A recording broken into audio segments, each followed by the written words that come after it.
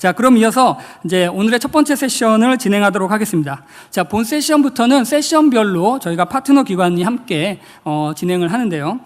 세션 1의 파트너는 포럼의 주관사인 코리아 스타트업 포럼이 함께 진행을 합니다. 주제는 디지털 트랜스포메이션 앤 폴리시, 그래서 디지털 전환과 정책이라는 제목으로 진행이 됩니다. 자, 이번 세션의 주요 아젠다를 간단히 설명드리면요.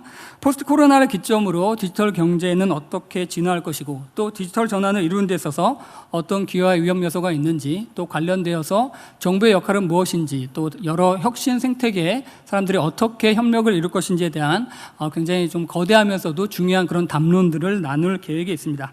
자, 세션 1의 좌장님과 패널 분들을 무대 위로 모시겠습니다. 자, 세션 1의 좌장은 코리아 스타트업 포럼의 최성진 대표님, 그리고 패널은 디지털 인디아 파운데이션의 아르빈드 굽타, 뉴델리에서 접속을 하셨고요. 그 다음에 MIT 디지털 경제연구소의 연구원이자 애리조나 주립대학교의 교수인 크리스토스 마크리디스 교수님, 그리고 현장에는 기획재정부의 윤태식 정책조정국장님, 그리고 베렌컴퍼니의 안희재 파트너님께서 함께 참석해 주셨습니다.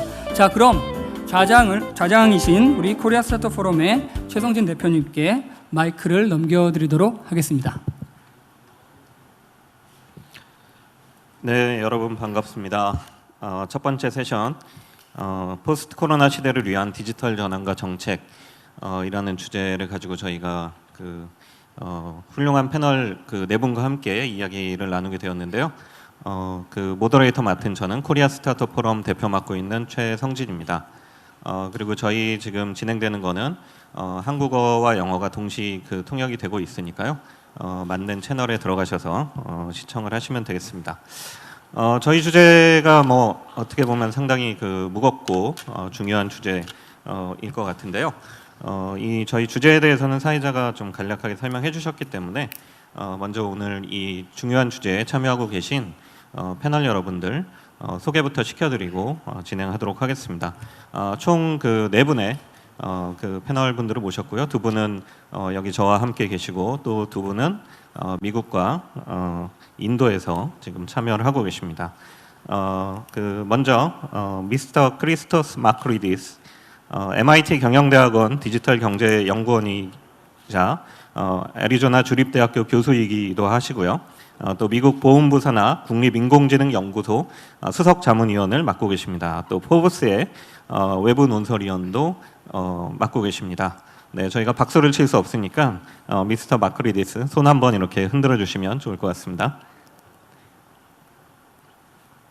네네. 다음은 미스터 아르빈드 굽타, 디지털 인도재단 창립자이면서 월드 이코노미 포럼의 글로벌 미래위원회 위원을 맡고 계십니다. 또 인도 정부의 공식 국민 참여 플랫폼인 마이크업 인디아의 CEO를 맡고 계십니다. 네, 미스터 굽타, 저희 시청자들을 위해서 손 한번 이렇게 흔들어 주시겠습니까? 네, 반갑습니다. 그러면 지금 한국에서 참여하고 계신 분들 소개시켜 드리겠습니다. 먼저 기획재정부 정책조정국장 맡고 계신 윤태식 국장님이십니다. 윤태식 국장님은 기획재정부에서 통상정책, 또 국제금융정책, 개발금융, 기획재정부 대변인 등 주요 요직을 거치셨고요. 현재 기획재정부의 정책조정국장을 맡고 계십니다. 기획재정부는 이번 행사의 주최 기관이기도 하면서 대한민국 정부에서 전체적으로 혁신 성장을 책임지는 역할을 하고 있는 중요한 부처입니다. 네, 손 한번 흔들어 주실까요? 예, 인사도 좋습니다. 네, 마지막으로 베인앤컴퍼니의 안희재 서울사무소 파트너님입니다. 안희재 파트너님은 신사업 전략, 또 글로벌 확대 전략 등 기업의 전략 분야에서 풍부한 경험을 가지고 계시고요. 또 변화관리, 조직 변혁을 위한 기업 조직 문화 프로젝트를 주도하고 계시고, 또 스타트업에 대해서도 또 많은 연구를 하고 계십니다. 네, 안희재 파트너님, 네, 감사합니다. 네, 그러면 이제 본격적으로 저희 세션을 진행할 텐데요. 저희 세션은 앞서 말씀드린 대로 디지털 전환과 정책이라는 주제입니다. 지금 이 코로나 팬데믹을 기점으로 디지털 이코노미가 전면화되고 디지털 전환이 각국의 시대적인 과제로 제기가 되고 있습니다. 사실 이 디지털 전환이라고 하는 것은 그동안에는 민간에서 또 주로 혁신 기업들이 또 스타트업들이 이것을 주도했다고 한다면 지금은 그 모든 사회 영역에서 디지털 전환이 어떻게 보면 강제되고 있기 때문에 이것을 뒷받침할 수 있는 정부의 역할 또 정책의 역할이 굉장히 중요해지고 있는 것 같습니다. 그래서 저희 주제가 굉장히 그 넓고 좀 이 광범위하기는 한데요. 훌륭하신 패널들이 계시니까 저희가 논의를 잘 해나갈 수 있을 것 같습니다.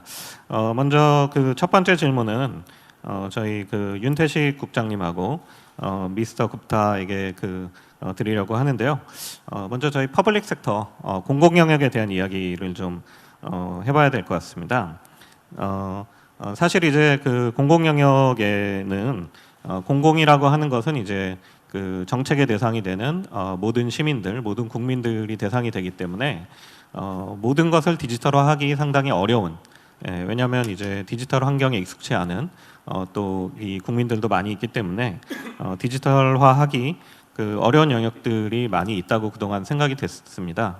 근데 이제 이런 그 코로나 팬데믹 상황을 거치면서 그동안 어려웠지만 반드시 디지털 트랜스포메이션이 일어나야 되는 그런 공공 분야라든지 아니면 또 빠르게 갈 수 있는 영역이 무엇인지 뭐 이런 것에 대한 좀 판단이 있을 것 같습니다. 또 그렇게 우리가 공공 영역을 디지털 트랜스포메이션 했을 때 당연히 긍정적인 효과도 있을 것이고 또 걱정되는 부분도 있을 것 같습니다. 그래서 이런 그 부분에 대해서 좀 생각하시는 바를 먼저 윤태식 국장님한테 부탁드리고요. 그 다음에 미스터 굽타가 답변을 해주시면 좋겠습니다. 네, 윤태식 국장님. 예, 감사합니다. 그 정부 공공 서비스 분야의 디지털 전환 관련해서 말씀을 드리겠습니다. 최근에 그 코로나19 계기로 디지털 경제 촉진이 가속화되는 상황에서 정부가 무엇을 해야 하는지 그리고 어떤 분야에 집중해야 되는지가 더욱더 중요한 시점입니다. 특히 공공 서비스 분야의 디지털 전환은 국민 편의라든가 공공 서비스 효율성 제고 차원에서 굉장히 중요한 일입니다. 이와 관련해서 지난 7월 그 한국 정부는 한국판 뉴딜 종합계획을 발표를 했습니다. 종합계획의 주요 내용은 디지털 경제 촉진을 위한 디지털 뉴딜, 그 두 번째로는 저탄소 친환경 경제 이행을 촉진하기 위한 그린 뉴딜, 그리고 세 번째로는 사회 전반의 고용 사회 안전망을 강화하는 내용 세 가지 축으로 이루어져 있고, 그 이번 주제인 공공 서비스 분야의 디지털 전환은 조금 전에 제가 말씀드린 한국판 뉴딜 종합계획 상에 디지털 뉴딜 그 부문에 있어서 AI 지능형 정부 강화라는 내용의 그 관련된 정책 과제들이 포함되어 있고, 이 부분에 대해서 세 가지 정도 주요 정책 방향을 설명드리고자 합니다. 그 참고로 정부가 공공 서비스를 디지털 전환하는 것은 여러 가지 그 현실적인 제약 때문에 전면적으로 도입하기는 쉽지 않은 부분이 있기 때문에 단계적으로 도입을 추진한다는 전략을 취하고 있다는 말씀을 드리고, 그 첫 번째는 그 수요자 맞춤형 비대면 행정 서비스를 제공하는 것입니다. 대국민 행정 디지털을 촉진해서 달성하고자 하는 과제고, 국민 편의 차원에서도 굉장히 중요한 과제라고 생각을 합니다. 그 예를 들어서 그 국민들이 그 신청하는 여러 가지 민원에 대해서 모바일 신분증 등을 통해서 각종 증명서의 신청이나 발급을 디지털하는 것이 예가 될 수 있고, 또한 복지 분야와 관련해서는 국가 보조금이라든가 연금 등의 복지 서비스 정보를 그 수급자 대상별로 맞춤형으로 제공하는 통합 플랫폼을 구축하는 것들이 예를 들 수 있겠는데요. 그 이외에도 부동산이라든가 교통, 환경 여러 분야에 적용이 가능한 것으로 생각이 되고, 그 한국 정부는 이러한 공공 서비스의 디지털 전환 목표를 2022년까지는 50% 그리고 2025년까지는 80%의 목표치를 두고 추진하고자 합니다. 그 두 번째는 그 블록체인 등의 신기술을 공공 서비스에 접목하는 부분인데요.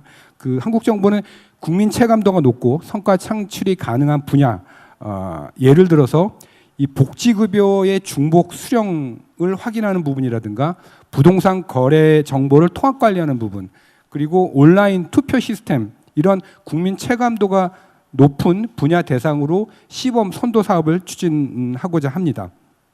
그리고 이런 시범 선도 사업에 대한 평가를 바탕으로 좀 더 다양한 분야로 확산하고자 하는 생각을 가지고 있습니다. 그리고 세 번째로는 공공부문이 가지고 있는 지식적 정보 공유 플랫폼을 구축하는 것입니다. 그래서 국민 누구나 어디서나 좀 쉽게 국가가 가지고 있는 지식 정보를 접근할 수 있는 그런 시스템을 구축하는 것인데, 대표적으로 보면 과학 기술이라든가 교육, 학술 분야에 있어서 국가 지식 정보를 디지털화해서 DB화해서 활용하고자 하는 것이고, 이를 위한 플랫폼은 이제 국립중앙도서관이라든가 국회 도서관 등의 각종 지식 정보를 공유하는 부분이 가능할 것 같습니다. 이와 관련해서는 그 국가 공공부문의 전반적인 디지털 기반을 강화하는 것도 중요한데, 이와 관련해서 한국 정부는 두 가지를 추진하고 있습니다. 하나는 5G 국가망 구축입니다. 이와 관련해서 그 2025년도까지 중앙정부 차원에서는 5G 기반 무선망을 구축을 완료해서 그 이후에는 지자체까지 확산을 갖다 도모하고자 하고, 또 공공부문의 클라우드 전환도 조속히 달성하고자 하는데, 2025년까지 행정기관이나 공공기관의 정보 시스템도 클라우드를 100% 달성하고자 저희가 계획을 잡고 있습니다. 이와 관련해서 두 가지 정도 그 고려사항이 이제 필요하다고 보는데, 하나는 이런 공공 서비스를 디지털화하는 것 관련해서 고령층이라든가 저소득층의 취약계층에 대한 디지털 역량 강화가 상당히 중요한 부분이고, 두 번째로는 이건 단순히 공공 서비스의 디지털 전환에만 국한되는 이슈는 아니지만 이 사이버 보안이 저희는 굉장히 중요하다고 생각을 합니다. 그래서 디지털화라든가 비대면 서비스가 확산되는 과정에서 안전한 디지털 환경을 구축하지 않으면 지속 가능한 디지털화가 달성되기 어렵다고 보기 때문에 이 부분 관련해서 정부는 상당히 신경을 쓰고 보안 산업 경쟁력 제고에도 노력하고 있다는 말씀드립니다. 네, 감사합니다. 지금 말씀하신 그 한국 정부의 디지털 뉴딜에 대해서는 조금 이따가도 좀 더 이야기 나눌 수 있는 시간이 있을 것 같습니다. 그러면 이 퍼블릭 섹터 이슈에 대해서 미스터 굽타에게 답변 좀 부탁드리겠습니다. 예, 감사합니다. 안녕하십니까? 아침이시죠? 코로나19 사태 중에 우리가 목도한 것들이 있습니다. 정부들이 자체적으로 많은 스타트업처럼 활동을 했던 것입니다. 디지털적으로 정부들이 많은 노력을 통해서 전통적으로 과거에 하지 않았던 것들을 기업에게, 그리고 또한 국민들에게 제공하기 위한 노력을 다 해주었습니다. 인도 정부도 역시 마찬가지였었고, 과거 어느 때보다도 더욱더 민첩해졌습니다. 그래서 이런 것들을 위해서 인도 정부는 조금 다른 나라와 다른 차원의 일을 해온 것이 있습니다. 실제로 내셔널 지오그래피라고 하는 것을 만들었습니다. 그래서 디지털적으로 실제적으로 참가하지 못했던 사람들을 위해서 서비스를 확대하기로 한 것입니다. 따라서 이것은 플랫폼화된 상태로서 사용자들이 들어와서 볼 수 있도록 한 것입니다. 따라서 전 세계적으로 공공 참여가 가능하도록 한 것이기도 하지요. 그 외에도 전기 시스템, 도로 시스템 등이 공공선을 위해서 활용될 수 있도록 하였습니다. 인도에서는 이를 위해서 세 가지 요소가 포함되도록 하였습니다. 첫 번째는 신원조사 문제, 그리고 또한 비대면의 해결 문제 등이었습니다. 따라서 이 모든 것들은 공공선을 위한 것이었는데요. 자, 이런 것은 무슨 뜻이냐면, 일단 정부를 위해서, 스타트업을 위해서, 그리고 기업들을 위해서 활용할 수 있도록 만들었다는 데 그 의의가 있습니다. 따라서 이러한 인도의 정부는 많은 이해관계자와 기업들과 함께 자신들의 이해관계에 맞는 노력들을 하기 위한 노력을 많이 했다는 것입니다. 두 번째는 이러한 부분에서 인도에서는 시대적인 변화에 도용하기 위한 노력을 하였습니다. 그리고 또 한국에서도 많이 말씀을 해주신 것과 제가 많이 들은 것들이 있는데요. 아까도 말씀하셨죠. 노인층과 그리고 디지털에 소외될 수 있는 시민들, 국민들을 위해서 무엇을 할 것인가를 많이 고민했습니다. 따라서 인도에서는 국민 하나하나 모두가 접근을 할 수 있도록 하는 노력을 했습니다. 인터넷 접근이 없더라도 이런 시스템에는 적어도 참여할 수 있게끔 만들어줘야 한다는 것이죠. 온라인이 없다면 오프라인, 온라인 센터를 만들어서라도 그쪽에서 실제로 접속을 할 수 있도록 해주는 것입니다. 정부가 이런 부분에서 해왔던 일들은 굉장히 그 규모도 커졌고 또한 범위도 굉장히 넓어졌다고 할 수 있습니다. 이런 것이 플랫폼을 만들어서 직접적으로 서비스를 제공하고자 하는 과거에 없었던 노력을 해왔습니다. 따라서 서비스로서의 정부 노력들이 이제는 비대면으로 비접촉으로 계속해서 이루어질 수 있도록 하였습니다. 비접촉이 거의 100% 이루어질 수 있도록 한 노력도 하였습니다. 대부분의 지금 말씀드린 행정들을 100% 비대면으로 하도록 하였는데요. 이를 위해서 실제로 여러 가지 ICT 서비스를 사용을 하였습니다. 예를 들어 어떤 디바이스를 사용을 하게 되면 직접 사람을 만날 필요가 없이 비대면으로 가능해지게 되는 것이죠. 따라서 여기에는 우리 많은 기술들과 또 혜택들이 있을 수가 있습니다. 모든 정부들 측면에서 보았을 때 많은 나라에서도 마찬가지지만 지난 2년 정도를 살펴보게 되면 과거에 비해서 많이 큰 변화가 있었습니다. 전체적으로 500억 달러에 해당하는 공공복지를 위한 노력들을 해왔었는데요. 그래서 이를 통해서 전체 이것이 이 현재 단계에서는 그 중에서 2천만 달러 정도의 집행이 이루어졌습니다. 따라서 농업에 종사하는 국민들을 위한 단계부터 먼저 시작을 하고 있습니다. 또한 스타트업에서도 이런 부분들이 해결될 수 있도록 노력을 하고 있습니다.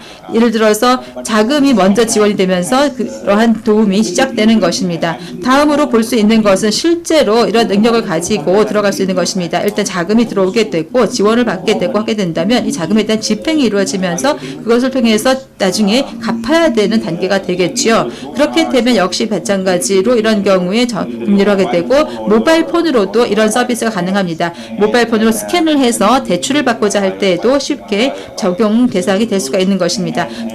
매우 중요한 물품들을 구입할 수도 있게 됩니다. 이런 경우에 봤을 때는 코로나19 사태에서도 이 부분들의 서비스들이 굉장히 유용하게 잘 사용이 될 수가 있었습니다. 소득이 생기지 못하는 그런 소외계층의 사람들에도 지원을 하기 위해서 3천만 달러 정도의 지원금이 적용이 되었습니다. 이런 사람들이 이 자금을 사용함으로써 실제적으로 굉장히 어려운 상황에 있지만 생존을 하고 생활을 자금으로 사용할 수 있도록 해주었던 것입니다.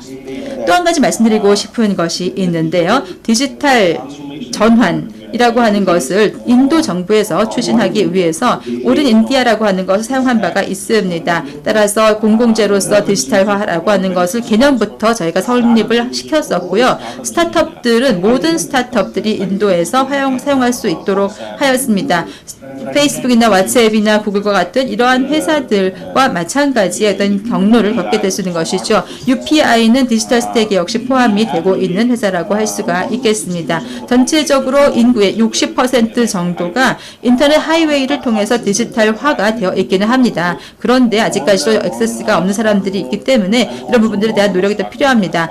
모바일 폰을 가지고 있는 사람은 일단 디지털화 접속이 모두 가능한 것이고요. 이런 사람들에 대해서는 디지털 전환이 가능한 것이라고 생각할 수 있겠습니다. 제가 볼 때는 이 정부가 일단은 플랫폼을 개방을 한 것이고 여기에 많은 스타트업들이 참여할 수 있게 하는 장을 열었다고 생각을 합니다. 앞으로 2, 3년 정도 지나게 되면 이 숫자가 20%, 25% 이상 높아지게 될 것이고요. 이를 통해서 인도 정부에서는 기계학습이라든지 또한 IoT 디바이스 등을 통해서 더 많은 사람들이 참여할 수 있게끔 만들어 줄 것입니다. 인도 말씀을 드렸습니다. 감사합니다. 지금 그 답변해 주신 그 두 분은 공공 영역에서 직접 정책을 담당하시거나 그 정책의 논의 과정을 주도하고 계신 분들이어 가지고 이 디지털 트랜스포메이션 과정에서 발생하는 여러 가지 이슈들을 공공 정책에서 어떻게 접근해서 할 것인가, 한국의 사례, 인도의 사례 말씀해 주셨는데요. 좀 뭐 흥미로운 이야기들이 많아서 좀 더 얘기를 이후에 해보고 싶습니다. 근데 이제 그 다른 두 분 프라이빗 섹터 민간 영역에서 그 참여하고 계신 분들이죠. 사실 이 디지털 트랜스포메이션의 과정에서 나타나는 그 문제들, 이 문제를 해결하는 것이 그 공공의 정책의 목만은 아닐 것 같습니다. 사실은 이 민간 영역에서 또 시장에서 해결돼야 되는 그 부분들이 많이 있을 것 같고요. 실제로 지금까지 디지털 트랜스포메이션은 시장 영역에서 주도하기도 했고요. 근데 지금 이제 앞서 두 분이 말씀하셨듯이 디지털 전환을 하는 과정에서 여러 가지 그 문제들이 발생할 수 있습니다. 가장 대표적으로는 이제 디지털 격차, 디지털 디바이드라고 그 부르는 문제일 수도 있고, 실제로 그 저희가 지금 저희는 한국은 지금 오전이고 또 인도는 굉장히 이른 아침이고요. 또 미국은 저녁 시간입니다. 이렇게 같이 모여가지고 디지털 역량을 발휘해서 이렇게 훌륭한 논의들을 하고 있는데 또 어떤 그 시민들은 이런 논의에 참여하기가 어렵고 실제 한국에서 이번에 그 코로나 그 이슈 때문에 그 대부분의 학교에서 원격 수업을 했는데 예를 들면 집에 컴퓨터가 없다. 집에 컴퓨터가 한 대 있는데 우리 집은 자녀가 3명이다. 그래서 수업에 들어갈 수 없다. 뭐 이런 현실적인 문제들도 발생하고 또 예를 들면 동남아시아에 가면은 실제 그 은행 계좌를 은행에 한 번도 안 가본 국민이 한 그 40% 정도 됩니다. 이거는 어떻게 보면은 굉장히 그 디지털 전환에 있어서 큰 시장 기회이기도 하지만 이것이 가속화됐을 때 또 발생할 수 있는 그 디지털 격차의 문제, 그 뭐 교육의 격차일 수도 있고 데이터의 격차일 수도 있고 자산의 격차일 수도 있고 이런 부분들에 대해서 또 양극화될 수 있는 부분에 대해서 그 민간의 역량으로 이런 것들을 시장 영역에서 어떻게 해결할 수 있는지 요 그 이슈에 대해서는 저희 베인앤컴퍼니 안희재 파트너님하고 미스터 마크리디스한테 그 토론을 부탁을 드리겠습니다. 먼저 안희재 파트너님 부탁드릴까요? 예, 감사합니다. 이 디지털 전환을 하면서 사회적인 갈등이 일어난다라는 것은 사실 예전부터 예견이 돼 있었는데 한국을 기준으로 보면은 그동안은 사실은 기존의 사업 모델을 하시는 이해관계자와 새로운 사업 모델로 페너트레이션 하시려는 스타트업 간의 갈등이 대부분이었습니다. 그래서 전체 국민적 관점에서 보면 우리 모두가 이 안에 들어있다라는 느낌들이 좀 적었는데요. 이 디지털 트랜스포메이션 점점 더 확산되게 되면 전체적으로 많은 국민들이 이 개입을 하게 될 여러 가지 문제점들이 발생을 하게 됩니다. 지금 대표님께서 말씀 주신 어떤 디지털의 소외계층이라든지 아니면 개인 정보들에 대한 보호라든지 이런 것들이 발생을 하게 되는데 저는 그 중에서도 가장 전사회적인 임팩트가 있고 또 사회적으로 가장 대응이 잘 돼야 될 것 중에 하나가 소득 격차라고 생각을 하고 있습니다. 이 디지털 트랜스포메이션이 진행이 되면 저는 소득 격차의 양극화가 굉장히 빠르게 또 극단적으로 일어날 거라고 생각을 하고 있는데 첫 번째는 기존에 있었던 자동화로 인해서 우리가 하고 있는 비숙련 일 그리고 일정한 사무 업무들을 대체함에 따라서 실질적으로 저임금의 일자리들이 줄어들거나 임금이 하락하는 효과가 예상이 되고 있습니다. 미국을 기준으로 보면 한 예상입니다만 3만 불 이하의 임금을 가진 일자리들은 거의 20% 이상이 줄거나 임금이 하락할 거다. 하지만 연봉 기준으로 12만 불 이상의 연봉들은 거의 영향을 받지 않을 거다라는 연구 결과들이 있습니다. 따라서 이런 디지털 자동화들이 앞으로 5년에서 10년 사이에 가장 가속화됐을 때 이렇게 이 저임금의 일자들이 사라지는 부분들이 우리의 이제 양극화를 가속화시킬 거고요. 또 하나의 드라이버는 즉 부가가치를 생성하는 방식이 예전에는 임금 위주였다면 앞으로는 점점 더 자본 중심적이 될 거다라고 보고 있습니다. 즉 이 생산성 자동화를 하게 되면 통상 저희 베인에서는 산업마다 좀 차이가 있습니다만 생산성이 한 30% 정도 개선될 거라고 보고 있거든요. 이렇게 된다고 하면 기업 관점에서 보면 영업이익이 한 10% 정도 늘어나는 거고 반면에 인건비로 쓰는 비용들은 대폭 줄게 됩니다. 다시 말씀드리면 인건비로 영위하시는 분들의 전체적인 풀은 줄어들게 될 거고 자본을 투자해서 벗는 어떤 그런 수익들은 점점 더 늘어날 거라고 보고 있기 때문에 이런 드라이버에 의해서도 소득의 양극화는 점점 더 활성화될 거라고 더 극단적으로 될 거라고 생각을 하고 있습니다. 근데 이렇게 이제 소득의 양극화는 사회적으로 보면 당연히 사회적 불안을 야기하기도 하지만 장기적인 경제 관점에서 보면 저는 이제 컨설턴트이기 때문에 경제 관점에서만 보면 결국은 장기적으로 내수 시장의 축소 그리고 우리에게 필요한 적절한 리소스가 공급되지 않는다는 점에서는 경제 관점에서도 굉장히 좋지 않은 결과라고 볼 수 있고요. 그렇다면 이걸 방지하기 위한 정부 또는 방향성은 두 가지 정도 옵션이 있는 것 같습니다. 첫 번째는 천천히 디지털한 천천히 진행하면서 우리 사회에 있는 이런 부작용들을 차근차근 해소해 나가는 즉 예를 들면 이 저소득층에 저임금에 계신 분들이 디지털 교육을 받아서 디지털 이 에코시스템 내로 편입될 수 있는 것들을 기다려주는 방식이 하나 있을 것 같고요. 다른 하나는 조금 더 속도를 내고 가속화를 하면서 다만 그 생산성의 향상에서 오는 이익들을 지금 말씀드린 어떤 양극화를 위해 어떻게 활용할 거냐에 대한 고민들을 하는 건데, 저는 뭐 민감 부분에 있어서 그런지 모르겠지만 첫 번째는 옵션이 아니다라고 생각을 하고 있고요.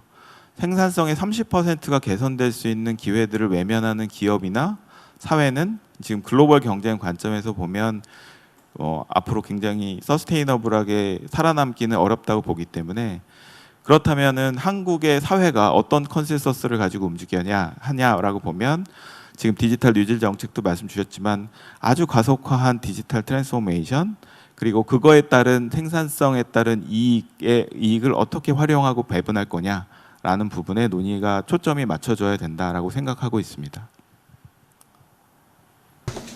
네, 감사합니다. 일자리 그 문제 위주로 그 이슈를 이야기해 주셨는데, 일자리 문제는 저희가 조금 이따 더 이야기 나누는 걸로 하고, 이 그 디지털 트랜스포메이션을 하면서 발생하는 여러 가지 문제에서 민간 영역에서 이것을 어떻게 해결해 나갈 수 있는지, 이 부분에 대해서 미스터 마크리디스 의견도 좀 들어보겠습니다.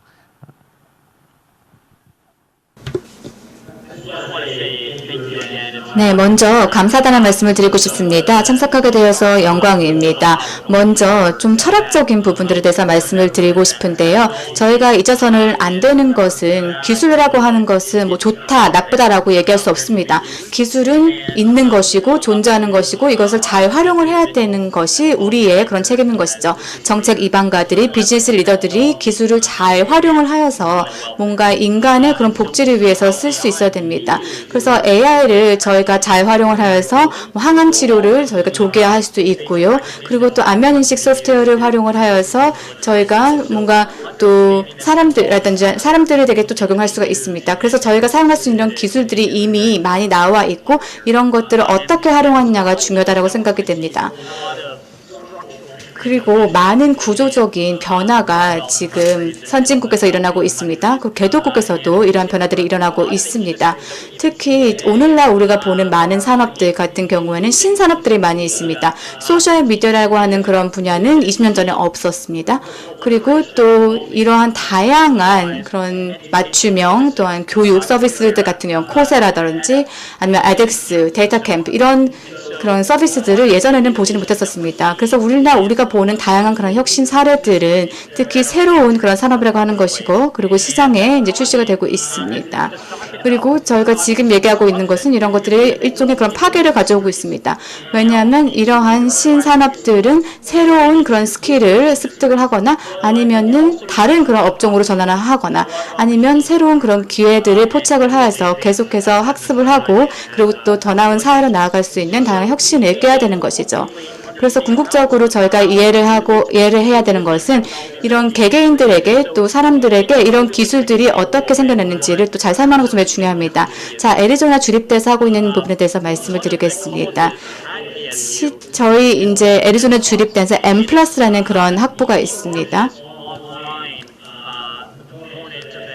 그래서 또 교육 서비스에 있어서의 그런 온라인 부분에 있어서 많은 그런 발전이 있는데요. 특히 교육 서비스 AI를 통해서 개개인들이 좀 더 효과적으로 빠르게 학습할 수 있도록 도움하고 있습니다. 오늘 저희가 다양한 그런 파괴적인 기술에 대해서 얘기를 하고 있고, 그리고 이것의 여파에 대해서 얘기를 하고 있는데 사람들은 그 어느 때보다 더 빠르게 학습을 하고 있습니다. 여러분 핸드폰을 여시고 휴대전화를 여시고 그리고 모든 정보를 다 저희가 찾아볼 수 있잖아요. 코세라든지 유튜브에 가서 다양한 정보를 접속할 수 있습니다. 그래서 이러한 새로운 기회들이 있다라는 것을 잊으면 안 됩니다. 이러한 새로운 기회를 통해서 새로운 기술을 습득할 수 있다고 생각이 되고요. 그리고 많은 그런 파괴 그리고 혁신이 일어나고 있습니다. 많은 분들도 말씀하셨지만 특히 저숙련 그런 노동 같은 경우에는 자동화라든지 AI를 통해서 대체가 되게 될 것입니다. 특히 이러한 비숙련 그리고 어떤 수동적 그 매뉴얼한 작업들이 이제 대체가 되게 될 것인데요. 몇 가지 사례에 대해서 말씀을 드리겠습니다. 특히 정말 많은 혁신이 일어날 그 분야 중에 하나는 바로 다음과 같습니다. 이런 새로운 기술 플랫폼들을 저희가 활용을 하여서 사회와 사람들이 좀 더 심레스한 방식으로 이제 인터랙션 할 수가 있습니다. 앞서 기존 연사월자 분들께서도 말씀하셨지만 저희가 AI를 사용해서 건강에 적용할 수 있고 그리고 또 다양한 그런 분야에 적용할 수가 있는데요. 또 민간 분야의 입장에서 이제 말씀을 드리면 Attention Letter ATT라는 그런 회사가 있습니다. Attention Live라는 그런 회사가 있습니다. 이 회사에서 하는 것은요, 만약에 저희가 폰을 통해서 컨텐츠를 스트리밍을 하면요, 이러한 영상들을 여러 플랫폼에 그냥 음성을 통해서 다 라이브 스트리밍을 할 수가 있습니다. 그러니까 손을 쓰지 않고도 손가락으로 뭔가를 클릭하지 않고도 음성만으로도 다양한 플랫폼을 거쳐서 저희가 컨텐츠를 스트리밍을 할 수가 있습니다. 배포할 수가 있습니다. 그래서 저희가 프로그래밍이라든지 아니면 다양한 그런 분야에서 이러한 기술들을 활용할 수 있고 이러한 기술을 통해서 학습에 대한 민주화가 일어나고 있는 것이죠. 다시 말해서 저희가 예전에는 손을 통해서 프로그램을 했는데 이제 목소리를 통해서 음성을 통해서 프로그램을 할 수 있는 그런 시대가 됐다는 것입니다. 그래서 질문에 대한 답변을 드리면은 지금 다양한 혁신 사례들이 나오고 있고 파괴가 일어나고 있지만 오늘 그런 논의를 통해서도 우리가 보듯이 기술이라고 하는 것은 물론 단점도 있습니다만 많은 그런 기회를 창출한다는 것입니다. 그리고 성장을 위한 그런 기회를 저희가 포착을 해서 우리의 인류 문명을 좀 더 발전시켜야 되겠다고 생각이 되고요. 이러한 과정에 있어서 우리의 기업가들이 또 민간 기업이 이런 가치를 제안해야 된다고 생각합니다. 네. 감사합니다. 굉장히 중요한 말씀을 해주셨습니다. 기술이라는 거는 현실적으로 존재하는 거고 계속 발전해 나가는 것인데 이것을 새로운 기회를 만드는 쪽으로 기술 플랫폼을 우리가 얼마나 잘 활용할 것인가 에 좀 주목해서 좀 나아가야 된다 이런 말씀해 주셨는데요. 예. 좀 이야기 나온 것 중에서 일자리 얘기는 한번 더 패널분들의 의견을 한번 더 듣고 넘어갔으면 좋겠습니다. 이거는 이제 한국 상황을 좀 먼저 이야기하고 또 글로벌 상황에 대해서 또 의견을 들었으면 좋겠는데요. 지금 아까 이제 한국에서 디지털 뉴딜 정책을 지금 발표하고 실제 실행해 나가고 있습니다. 그래서 제가 정부 계획을 보니까 90만 명 정도의 새로운 일자리를 만들겠다. 이렇게 이제 계획을 발표를 하셨는데요. 이게 새로운 일자리가 만들어지기도 하지만 또 걱정하시는 분들이 많이 있는 것 같아요. 그 90만 명의 일자리라는 것이 좀 디지털 전환 과정에서 좀 일시적으로만 필요한 인력이 아니냐라는 의견도 있고 또 디지털 전환이 가속화되면 결국에는 새로운 일자리도 만들어지지만 또 지금 현재 직업 활동에 종사하는 많은 이제 직업들이 또 사라질 것 같다. 그러면 결국 일자리가 더 줄어드는 거 아니냐. 이런 의견도 있는 것 같습니다. 저희 세션에서 이제 너무 부정적인 이야기부터 먼저 하는 것 같은데요.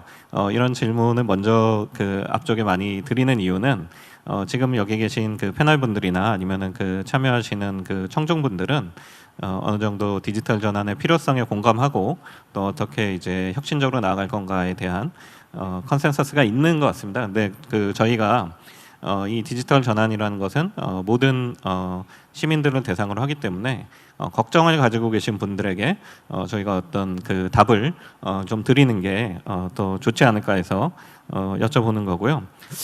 그래서 이 부분은 일단 한국 정부의 방안을 먼저 좀 들어볼까요? 새로 생기는 일자리만큼 일자리 더 없어지지 않느냐 이런 이 부분들에 대해서 그러면 실제로 그런지 또는 실제 일자리를 잃게 되는 분들이 분명히 있을 텐데 많든 적든 간에 더 많은 일자리가 만들어질 수도 있지만 그럼 일자리를 잃게 되는 분들에 대해서는 어떤 정책을 준비하고 계신지 좀 말씀해 주시면 좋겠습니다. 윤태식 국장님. 네. 예. 디지털 전환 관련해서 일자리가 사라지는 부분이 있다는 것은 부정하기는 어렵습니다. 조금 전에 얘기됐다시피 이제 저숙련 노동자 중심의 일자리라든가 단순 제조업, 서비스업 등 분야의 일자리가 없어질 수 있지만 저는 두 가지를 얘기하고 싶은데 첫 번째로는 이 디지털 경제라는 부분은 어떤 식으로든 간에 이제 글로벌 경제 그리고 개별 경제의 입장에서 볼 때 나아가야 될 기본적인 불가피한 방향이고 여기에서 논의는 어떻게 그런 디지털 경제로 나아가는 과정에서의 적응이라든가 이제 취약계층의 피해를 최소화하는 그런 분야에 그 논의를 집중해야 될 필요성이 있다. 근데 결국 우리가 불가피하게 나아가야 할 기본 방향이라는 점이고, 두 번째로는 줄어드는 일자리 부분이 분명히 있긴 하겠지만 일자리 총량은 기본적으로 늘어날 수 있다. 그 시장이 확대가 되고 새로운 또 제품이 출시되는 과정에서 새로운 또 수요가 창출되는 과정에서 충분히 감소되는 일자리를 보완할 수 있는 여지가 있다는 말씀을 드리고요. 이와 관련해서 한 가지 이제 그 사례를 들자면 그 금년 이제 6월 말 기준으로 발표된 벤처기업 일자리 관련 통계를 보게 되면 작년 6월 말에는 64만 개의 일자리가 벤처 기업 부분에 발생을 했는데 올해 6월 말은 67만 개가 발생을 해서 결국에는 스탁 기준으로 3만 개 정도의 일자리가 늘어난 부분이 있는데, 이런 벤처 분야에서의 일자리가 작년 6월 말 대비 금년 6월 말에 늘어났다는 부분도 하나의 저희가 참고할 만한 예가 될 수 있을 것 같고요. 그리고 저희가 디지털 뉴딜 관련해서 조금 전에 이제 말씀하신 부분에 있어서 그 머더레이터께서 25년까지 저희가 디지털 뉴딜 분야에 58조 원을 투입을 해서 90만 개 일자리를 창출한다고 했는데, 저희가 이런 창출하는 부분을 계산할 때 보면 정부 재정 사업이 정부 재정을 통해서 직접적으로 일자리가 창출되는 것보다는 민간 부분에서 후속으로 자생적으로 자발적으로 발생하는 일자리 숫자가 훨씬 크다고 저희는 분석을 했습니다. 저희가 왜 이런 분석을 했냐면 조금 전에 이제 벤처기업 사례 등을 통해서도 알 수 있듯이 신산업이라든가 신제품을 생산하는 분야에서 일자리 창출 효과가 이제 클 수가 있고, 그리고 저희가 지금 현재 2020년과 5년 전을 비교해서 봤을 때 5년 전에는 예상치 못했던 여러 가지 신제품이라든가 시장이 새로 만들어지는 과정에서 일자리가 많이 발생을 했을 것입니다. 그걸 지금 시점에서 이제 비추어 보면 앞으로 5년이나 10년 이후에 이런 새로운 산업이 이제 발전을 하고 새로운 제품이 출시되는 과정에서 어떠한 일자리들이 발생할지 부분은 지금 시점에서 어떻게 보면 예단하기 쉽지 않은 부분도 있는데, 지금 디지털 경제 촉진이라는 게 그간의 10년, 20년간 쭉 추진된 과정을 보게 되면 과거 5년이나 10년 전에 예상하지 못했던 새로운 일자리들이 많이 창출된 사례를 비춰보면 앞으로도 그런 부분에 대한 일자리 창출 여지는 무궁무진하다는 말씀을 드리고, 이와 관련해서 정부 역할은 한 3가지 정도 생각해 볼 수 있는데, 첫 번째로는 이제 규제 완화입니다. 이제 새로운 이제 신시장 창출 위해서 시장에서 일자리가 창출되기 위해서는 규제 완화가 굉장히 중요한데, 그 한국 정부는 규제 샌드박스라는 제도를 통해서 이 신산업 분야의 일자리 창출을 적극 도모하고 있다는 말씀을 드리고 있고, 이제 규제 샌드박스는 잘 아시겠지만 새로운 제품이나 서비스가 출시가 되면 일정 기간 기존 규제를 면제해 주거나 유예해 주는 제도인데, 정부는 이런 규제 샌드박스를 적극적으로 활용을 하고, 또한 규제 샌드박스를 통해서 안전하다고 그리고 그 굉장히 효율적이라고 입증된 경우에는 빠른 시일 내에 제도화를 하고자 하는 그런 그 계획도 가지고 있습니다. 그리고 두 번째로 정부가 해야 될 중요한 일은 조금 전에도 그 패널 분들께서 많이 얘기를 했지만 이 취약계층에 대한 그 지원 부분인데, 그래서 기존 산업에 종사하는 사람들이라든가 아니면 그 소상공인 자영업자들이 이런 새로운 신산업 분야에 진출할 수 있도록 도와주는 프로그램을 만드는 것입니다. 예를 들어서 기존 산업에 종사하는 종사자라든가 퇴직자들에 대해서 AI라든가 디지털 관련된 교육 훈련 프로그램을 제공하는 것이라든가, 아니면 소상공인 자영업자 또는 전통시장에 대한 디지털 기반을 확충해 주는 것들. 그러니까 예를 들어서 전통시장에 계시는 소상공인 분들이 온라인을 통해서 매출을 좀 확대할 수 있고, 또한 이분들에 대한 디지털 역량 그 교육이라든가 그런 컨설팅을 제공해 주는 게 정부의 중요한 역할이라고 생각을 하고 있습니다. 네, 감사합니다. 저희가 그 패널분들이 워낙 훌륭한 말씀들 많이 해주고 계셔가지고 시간이 훌쩍훌쩍 가고 있습니다. 저희가 20분이 채 안 남아가지고 제가 그 속도를 좀 높여서 진행하겠습니다. 그 한국 그 상황에 대해서 저희 안희재 파트너님 의견도 좀 들어보려고 했었는데 이 부분은 이따가 다른 질문하고 함께 물어보고요. 이런 이제 그 없어지는 일자리 또 새로 생기는 일자리 이런 부분에 대해서 좀 글로벌 상황이나 다른 국가의 정책 뭐 이런 부분에 대해서 좀 의견이 있으면 그 미스터 마크리디스나 미스터 굽타에게 한번 들어봤으면 좋겠는데요. 어느 분이 한번 말씀해 주실까요?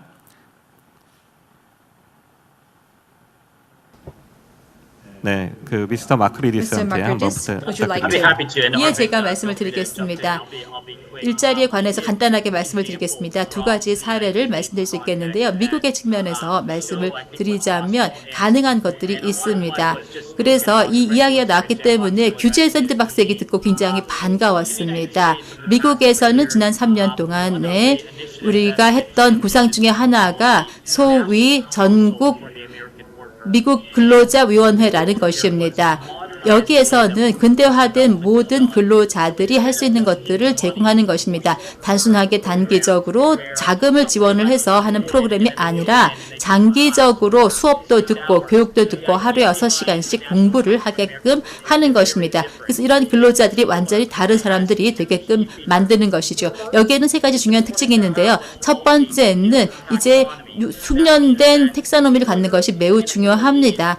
근로자나 또 사용자들 같은 경우에 있어서도 모두 다 자신들이 필요한 기술들, 능력들을 더 함양할 수 있도록 해야 합니다. 이것을 함양할 때에 디지털적으로 할 수 있기 때문에 기술 집약 또 기술 클러스터들이 만들어질 수 있는 것입니다. 어떤 용어들을 사용할 때 용어를 잘 몰라서 어려운 일을 겪을 수도 있고요. 이런 복잡한 일들을 수행하지 못할 경우도 있습니다. 따라서 기술에 대한 용어들을 더 활용화시키고 배우게 하는 것 중요합니다. 두 번째로 자격증을 확보하도록 도와주는 것입니다. 아까도 인도의 사례에 대해서 말씀해 주셨기 때문에 많이 얘기 들었는데요. 인도 얘기 나중에도 하고 싶으시면은 제 얘기 중에 끼어드셔도 괜찮겠습니다. 일단 이러한 교육들을 할 때 대중들에게 신호를 주는 것입니다. 이런 기술들의 함양을 하고 역량을 높이게 되면 보다 효과적으로 일자리 시장에서 자신들이 일할 수 있는 것과 잘 매치가 될 수 있다라는 것을 알려주어야 합니다. 왜냐하면 그분들이 원하는 것은 근로자로서 뭔가 새로운 것을 원하게 되고 새로운 것이 있다라고 하면 우리가 그들에게 또 신호를 주어서 알 수 있게끔 해줘야 되기 때문이죠. 세 번째로 마지막으로 제가 말씀드리고 싶은 것은 굉장히 독특한 협력 관계가 미국에서 일어나고 있다는 것입니다. 이건 역시 소위 전국 AI 협회라는 곳에서 만들어지고 있는 것인데요. 연구개발 지원금이 제공이 되고 있습니다. 유망한 기술이 AI와 관련이 되어 있다고 할 경우에 제공이 되는 것인데요. 많은 연구자들에게 대학에서 그리고 민간기관에서 일하고 있는 사람들에게 행정 데이터를 제공하는 것입니다. 그것을 가지고 같이 일을 해서 매우 혁신적인 솔루션을 가지고 오게끔 만드는 것이죠. 따라서 이 정부관계이지만 과거의 역사 데이터를 가져서 예를 들어 보훈처에서는 보훈처 대상이 되는 근로자들에게도 이런 서비스를 제공할 수가 있는 것이고 이러한 조건들을 제공을 하고 이것 중에서 고를 수 있도록 하는 것을 만들어주는 것입니다. 이런 권고들을 하기 위해서도 굉장히 큰 빅데이터 데이터베이스가 필요합니다. 이러한 접근 방식들을 각각의 여러 부분에서 할 수 있는 것이고요. 매우 혁신적인 방식이고 이런 것들을 한번 눈여겨보시면 좋을 것 같습니다. 마이크 넘기겠습니다. 네, 몇 가지 첨언을 드리도록 하겠습니다. 시간 관계상이요. 좀 짧게 진행을 하겠습니다. 첫 번째 부분은 디지털 전환으로 인해서 일자리가 줄어든다고 하는 것은 국가별로 다 상황이 다를 것입니다. 인도 같은 개도국 같은 경우에는요. 그리고 아프리카 일부분 같은 경우에는 일자리가 좀 덜 줄어들 것입니다. 왜냐하면 이러한 국가들 같은 경우는 디지털화를 통해서 또 공급망이라든지 물류 이런 측면에서 혜택을 많이 받을 수가 있다는 것이죠. 그래서 온라인보다는 이제 오프라인에서 또 저희가 또 이전에 많이 구축했는데 한국 같은 경우에도 아까 말씀하신 것처럼 저희가 이런 매장들에서 디지털화를 통해서 이제 온라인 그런 활동들이 많이 일어나고 있다라고 말씀해 주셨는데요. 그리고 제가 생각하기에 두 가지 이제 중요한 부분들이 있는데 이러한 그러니까 소위 3D 업종이라고 하는 것에 있어서 또 위험한 그런 업종에 있어서 저희가 또 일자리가 많이 줄어들게 되겠죠. 왜냐하면 이런 분야에서 자동화가 일어날 것이기 때문이죠. 그래서 저희가 이런 부분에 있어서 스킬을 교육하는 것이 매우 중요하고 범국가적으로 이러한 스킬들을 데이터베이스를 구축하는 것이 중요하다고 생각이 듭니다. 그래서 이런 것들을 통해서 저희가 또 스타트업들과 또 정책 입안가들이 같이 노력할 수 있다고 생각이 되고요. 그리고 마지막 사례에 대해서 말씀을 드리면은 지금 인도 같은 경우에는 지금 디지털 기술을 사용해서 4억 개의 그런 은행 계좌를 신설하였습니다. 다시 말해서 4억 명의 그런 인도 사람들이 디지털화를 통해서 이 은행에 대한 접근성을 높일 수 있다는 거죠. 그리고 3년 동안 이런 것이 이루어졌습니다. 미국보다도 더 많은 그런 미국의 인구보다 더 많은 그런 숫자의 사람들이 은행 계좌를 갖게 되었다는 것이죠. 그리고 지금 스타트업과 관련해서는 핀테크 분야에서 이제 20만 개 그런 일자리가 생겨나고 있고, 그리고 실질적으로 200만 개 이상의 그런 서비스 업종에 관련된 일자리가 있습니다. 특히 이제 뱅킹 분야 그리고 핀테크 분야에서 많은 일자리가 생성이 되고 있고요. 디지털화와 관련해서 저희가 이것이 가속화되면 당연히 일자리가 어느 정도 감소를 하겠지만 총체적으로 볼 때 그리고 일반적으로 볼 때 어떤 고용이 또 증가할 거라고 생각이 됩니다. 그래서 이런 부분에서는 희망적이라고 생각이 되고요. 그러면서 관련해서 또 빠른 그런 정책 대응들이 나와야 되겠죠. 네, 감사합니다. 굉장히 중요한 말씀을 해주셨고 반가운 이야기를 해주셨습니다. 저는 코리아 스타트업 포럼, 한국의 스타트업을 위해서 이제 일을 하고 있기 때문에 제가 말씀드리고 싶은 부분을 미스터 굽타가 바로 말씀을 해주셨는데, 아까 처음에 말씀하실 때도 그 부분을 이야기를 해주셨어요. 그 인도의 정책에, 디지털 전환의 정책에 스타트업들을 어떤 스타트업이든지 이게 해서 할 수 있게 해가지고 그 혁신을 촉진한다 이런 말씀해 주셨는데, 사실 그 저희 스타트업들은 이게 그 혁신 성장의 주역이다 이렇게 자임하고 있고, 바로 지난해 이제 디지털 이코노미 포럼에서 그런 이야기들을 많이 했습니다. 그래서 저희가 코로나 팬데믹으로 인한 문제, 또 디지털 트랜스포메이션을 해가는 과정에서의 많은 문제들을 다양한 스타트업들이 작고 빠르게 유연하게 문제를 해결하는 과정에서 이런 것들을 해결할 수 있을 것이다 많이 말씀을 드리고 있는데요. 지금 패널 분들도 그런 중요한 문제들을 많이 말씀해 주신 것 같습니다. 그래서 자연스럽게 그 스타트업과 관련해서 좀 이야기 넘어가서 지금 인도 정책도 소개가 됐고, 한국의 그 규제 샌드박스 이야기도 됐고, 그 미국에서 있는 다양한 혁신을 촉진하는 노력들도 이야기가 됐는데요. 제가 알기로는 안희재 파트너님이 국내외 이런 정책 사례들을 굉장히 많이 그 연구를 하셨거든요.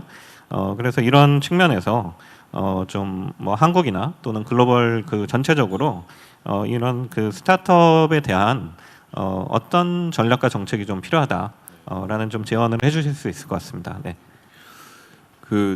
뭐 스타트업의 정책에 대해서는 저희가 이제 매년 보고 있는데, 감사한 거는 굉장히 빠르게 이 스타트업에 대한 규제가 풀린다거나 아니면 다른 어떤 지원책들이 빠르게 발달하고 있다라는 측면에서는 아주 고무적인 것 같습니다. 저희가 이제 굉장히 다양한 분야를 기반으로 스타트업의 규제라든지 아니면 어떤 서포트싱 시스템이 필요하냐는 걸 봤는데, 오늘은 뭐 다른 여러 가지보다도 이 코로나로 인해서 굉장히 많은 스타트업들이 사실 자금 측면에서의 압박을 받고 있고, 그 관점에서 봤을 때 우리가 지금 투자와 성장 그리고 엑시트한 돈을 가지고 재투자하는 게 사실은 이 에코시스템의 선순환의 가장 기본적인 인프라인데, 한국의 스타트업 에코시스템은 그 부분을 서포트하지 못하는 거고, 그렇다면 어떤 부분이 이거의 키인가 아주 짧게만 말씀드리도록 하겠습니다. 뭐 저는 개인적으로 보면 이 전체 펀딩 시스템에서 가장 미싱돼 있는 파트가 민간 기업들의 투자를 활성화할 수 있는 부분이 여전히 가장 부족하다고 보고 있습니다. 한국의 정책 자금들은 이제 이미 충분히 들어와 있고 그 부분에 대한 지원도 많이 늘어나고는 있습니다만, 여전히 2018년 기준으로 보면 민간 기업들이 투자한 스타트업에 대한 볼륨은 전체 투자액의 10% 정도밖에 안 됩니다. 같은 시기에 전체 스타트업에 대한 벤처에 대한 투자를 보면 미국의 경우에는 민간 기업이 인발부한 투자가 51%가 넘습니다. 다시 말씀드리면 우리는 그만큼의 펀딩 할 수 있는 금액들이 스타트업의 업계로 흘러들어오고 있지 않다라고 생각을 하고 있고요. 근데 그거에 이제 가장 뭐 여러 가지 바틀렉들이 있겠습니다만, 지금 이미 국회에서 최근 논의를 시작하신 코퍼레이트 벤처 캐피탈들을 어느 규모와 어느 정도의 자유로움을 주고 허용할 거냐라는 것들이 가장 키가 된 것 같고요.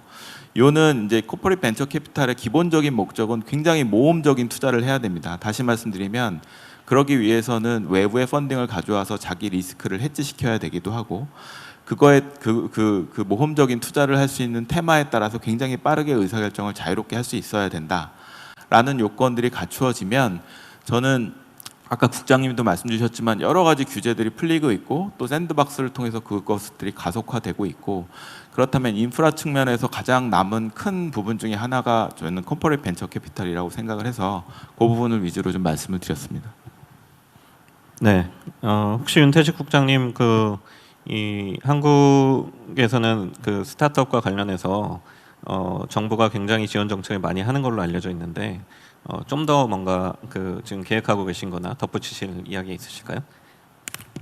저도 짧게 네, 말씀드리겠습니다. 짧게. 네. 최근에 하여튼 그 코로나19 계기에 전반적으로 투자가 많이 감소하면서 스타트업 부분에 있어 자금이 어려운 부분은 저희가 잘 알고 있고 저희도 그런 부분에 있어 제도 개선이 굉장히 중요하고 조금 전에 이제 대표님께 말씀하셨다시피 그 CVC 기업형 벤처 캐피탈 관련해서 대기업의 일반 지주회사가 이제 그간에는 이제 금융과 산업의 분리 원칙에 따라서 CVC를 보유할 수가 없었는데 이번에 제한적으로 보유할 수 있는 방안을 정부가 발표를 했고 그 대표적인 사례인데 그래서 저희도 기본적으로 벤처 투자 활성화를 위해서 기업 부문에서 많은 자금들이 투자가 될 필요가 있다 그런 인식을 가지고 저희가 제도 개선을 추진하고 있고 그런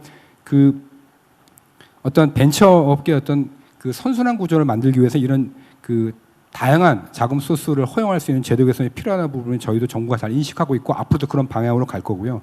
그 정부의 자금 지원 관련해서는 정부도 신경을 쓰는 게 민간 자금을 크라우딩아웃 구축하지 않아야 된다는 부분 신경을 많이 쓰고 있습니다. 그래서 어차피 지금 현재 시중 유동성이 많기 때문에 정부가 없이도 민간 자금이 갈 수 있는 부분보다는 정부의 마중물 역할이 필요한 그런 부분에 있어서 자금이 갈 수 있도록 신경을 많이 쓰고 있다는 말씀을 드리고 특히 최근 상황에서는 비대면 분야 관련해서 이제 관심을 많이 이제 받고 있는데 이 비대면 분야에 예를 들어서 그 스타트업을 좀 더 집중 발굴한다거나 하는 쪽으로 정부 정책 자금이라든가 이런 부분에 있어서 초점이 가 있다는 말씀을 드리고 마지막으로 하나 저 말씀을 드리고 싶은 거는 정부의 이런 벤처 쪽의 어떤 그 지원 관련해서는 정부의 수요자와 구매자 역할이 상당히 중요하다는 말씀을 드립니다. 정부 정책에 있어서 이런 부분이 많이 반영이 돼 있는데 이게 무슨 얘기냐면 정부의 이제 한국판 뉴딜 정책에도 있는 정책인데 예를 들어서 중소기업이라든가 중견기업 이런 같은 취약 기업에 대해서 AI 솔루션 바우처를 제공한다든가 아니면 데이터 활용이나 가공할 수 있는 바우처를 제공하고 또한 재택근무 관련된 디지털 기반을 마련해주는 바우처를 제공하는 사업을 정부가 많이 하고 있는데 이게 수요자나 공급자 측면에서 다 유용하다고 저희는 인식을 하고 있습니다. 그러니까 이런 바우처를 활용하는 디지털 역량이 다소 부족한 중소기업이라든가 소상공인, 중견기업에 대해서도 이 부분 혜택이 될 수 있고 또한 이런 기술이나 역량을 제공하는 벤처나 스타트업 입장에서 볼 때 이런 사업들은 상당히 유용하다고 보고 있고 이런 사업들은 수요자 공급자 측면에서도 다 유용하고 또 디지털 분야에 있어서 여러 스타트업의 어떤 역량 강화라든가 매출 판로 확보 차원에서도 좀 도움이 된다고 생각을 하고 있습니다. 네, 감사합니다. 저 모더레이터가 시간 관리를 잘못해가지고 저희 청중분들 질의응답도 해야 되는데 시간이 거의 다 됐습니다. 그래서 여기 이 오늘 훌륭한 패널 네 분께 한 번씩 발언 기회를 짧게 1분 이내로 드려야 될 것 같고요. 청중 질문은 제가 어떤 게 나왔는지를 말씀을 드릴 테니까 뭐 이거를 다 답변하실 필요 없고 본인이 답변하고 싶은 내용이나 아니면 본인이 하고 싶은 이야기를 그냥 마지막으로 해주시면 될 것 같습니다. 청중분들은 나온 의견이나 질문이 여러 가지가 있었는데요. 좀 인도 같은 경우에는 이제 디지털 격차가 더 인구가 많으니까 굉장히 클 수 있을 것 같은데 어떻게 정책을 하고 있는지 궁금하다 이런 이야기도 있었고요. 또 디지털 격차 관련해서 특히 노인이나 장애인에 대한 어떤 좋은 정책이 있을까 이런 부분도 있었고요. 또 저희 일자리 이야기에 대해서 일자리 변화에 대해서 좀 국가 정책의 방향이나 속도에 대한 이제 의견도 있었습니다. 이런 의견과 질문을 참고하셔서 또 본인이 좀 꼭 하고 싶었는데 못하신 이야기들 이제 이 1분 이내로 한 번씩 해주시면 좋겠고요. 그 마크 리디스부터 말씀해 주시고 그다음에 미스터 굽타 그다음에 저기 그 우리 윤태식 국장님이 마지막에 하시고 네 마크 리디스 네 예 부탁드립니다. Okay, well, I'll probably tackle the question about marginalized groups. 아까 취약계층, 소외계층에 대해서 말씀을 먼저 드리겠습니다. 저희가 기술이 특히 이러한 이질적인 어떤 효과를 가져올 수가 있습니다. 왜냐하면은 자동화가 이제 일어나면서 일자리가 줄어들 수도 있겠지만 실질적으로 이러한 학습에 있어서의 민주화를 저희가 가져갈 수가 있습니다. 이것이 가져올 그런 효과가 있죠. 제가 지금 연구하고 있는 그런 논문인데요. 지금 코넬 대학교에서 있는 동료와 함께 연구를 하고 있는데 저희가 실질적으로 이런 데이터 캠프에 있는 모든 개개인들을 살펴보고 있습니다. 그래서 온라인 그런 학습 그리고 실질적으로 사람들이 얼마나 기술을 사용을 해서 온라인 학습을 해서 효과를 보았는지를 보고 있습니다. 그리고 또 저소득 그리고 고소득 학습자들의 그런 행태 변화도 보고 있고요. 6개월 동안 연구를 해보니까 뭔가 이런 민주화의 효과를 저희가 볼 수가 있었습니다. 지금 이제 1분 동안 제가 말씀드렸다가 좀 짧지만 어쨌든 궁극적으로 중요한 것은 실제로 지금 나와 있는 기술들을 저희가 어떻게 민주화할 수 있는지 그래서 각각의 개개인이 새로운 스킬을 습득을 하고 이것을 기술을 어떻게 활용할 수 있는지 교육을 시킬 수 있는지 이런 부분에 대해서 저희가 고심을 해봐야 된다고 생각이 됩니다. 그래서 실질적으로 이런 학습과 관련된 기술을 통해서 우리가 이러한 연구들을 진행해 볼 수 있겠습니다. 감사합니다. 네 미스터 굽타 부탁드리겠습니다. 예. 답변을 좀 드리겠습니다. 네, 맞습니다. 인도는 큰 나라이고 다양한 나라입니다.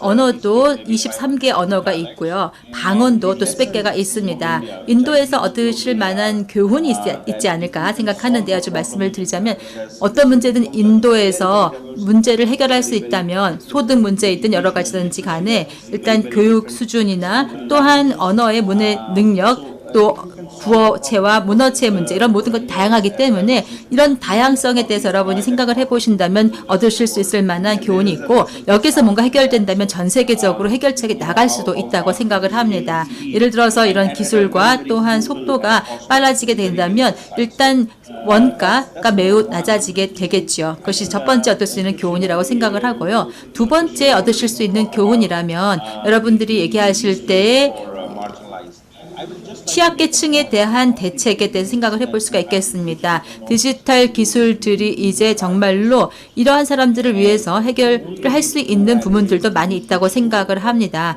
단지 이렇게 하기 위해서는 어떤 기술들, 어떤 배경이 그리고 그들이 어떤 것들을 정말로 얻을 수 있고 가질 수 있는지를 먼저 증명을 하는 것이 굉장히 중요할 것이라고 생각을 합니다. 예를 들어서 12개월 정도 먼저 여러 가지 준비를 해야 할 것이고요. 또 재택근무를 한다거나 할 때에도 그런 충분한 서비스들을 가질 수 있는지를 알아야 할 것이고 디지털 신분증명과 같은 것도 하나의 사례로서 말씀드릴 수 있을 것입니다. 시간 관계상 여기서 마치겠고요. 저를 초대해 주셔서 감사하다는 말씀을 드리겠습니다. 여러분들로부터 많이 배울 수 있었습니다. 네 감사합니다. 안희재 파트너님.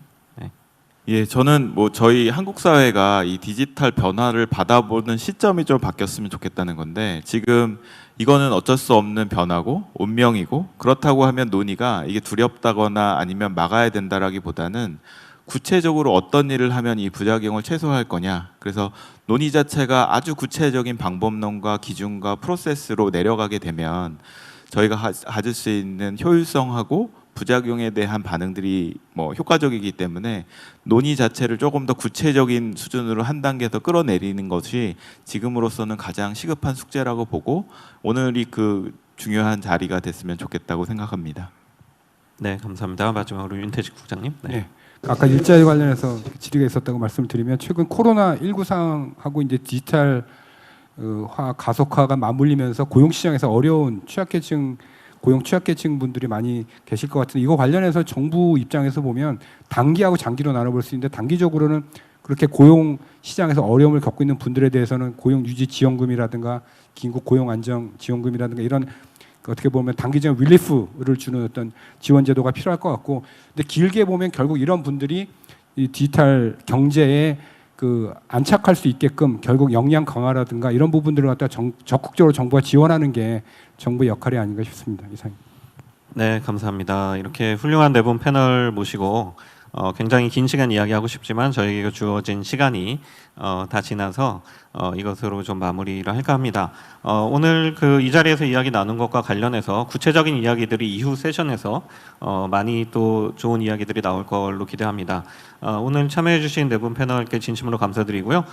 청중분들이 없어서 그렇지만 보고 계신 분들은 마음으로 이 네 분께 큰 박수 보내주시면 좋을 것 같습니다. 네 분 모두 수고하셨고요. 여러분 모두 감사합니다. 이것으로 마치겠습니다. 네, 디지털 전환으로 인해 변화되는 경제 사회 구조의 미래 그리고 또 정부의 역할이 무엇인지 아주 깊이 있는 또 의미 있는 논의를 한 그런 아주 유익한 자리였던 것 같습니다. 예, 수고해 주신 모든 연사분들 다시 한번 진심으로 감사드립니다. 자, 여기서 나온 여러 가지 다양한 의견들을 바탕으로 또 디지털 경제의 성장을 견인할 수 있는 그런 정책과 혁신을 세계 각국에서 또한 기대해 보겠습니다.